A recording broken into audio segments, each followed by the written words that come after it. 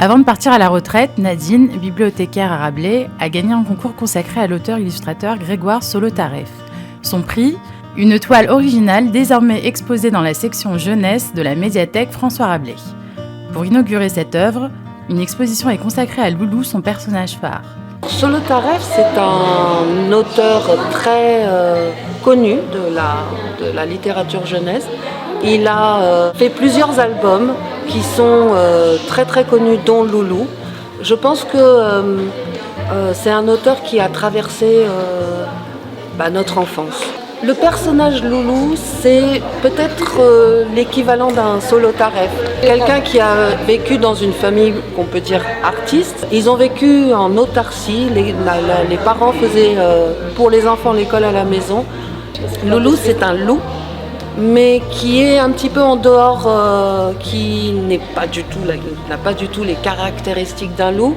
C'est une personne qui va découvrir le monde à travers ses rencontres, notamment à travers un petit personnage. Et je disais que c'était peut-être l'équivalent d'un Solotareff, parce que Solotareff a dû sortir de son cocon familial, découvrir d'autres personnes, d'autres façons de... Et Loulou est ce loup-là. C'est un loup peureux, c'est un loup qui aime aussi avoir des amis, mais c'est un gentil loup. C'est un gentil loup qui est peut-être un peu gaffeur, qui est peut-être un peu rêveur et qui a surtout envie de découvrir le monde.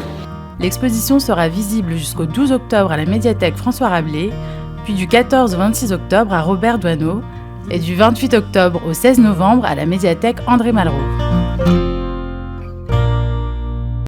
Pour cela, sélectionnez. À Gennevilliers comme ailleurs, certains désagréments peuvent venir perturber le quotidien. C'est pour cette raison qu'a été créé Gennevilliers l'appli.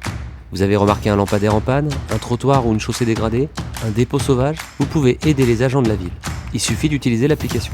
Cet outil vous permet de signaler toutes les dégradations que vous remarquez sur la voie publique. Pour cela, sélectionnez la catégorie concernée, ajoutez une photo et précisez le lieu. La demande arrive directement au service concerné qui vous informera par mail du traitement de votre requête. Mais ce n'est pas tout. L'appli vous permet d'accéder facilement aux actualités de la ville, à des informations pratiques, à l'espace famille et à différents types de services, comme la prise de rendez-vous en ligne. L'application est téléchargeable sur Apple Store, Play Store ou en scannant ce QR code.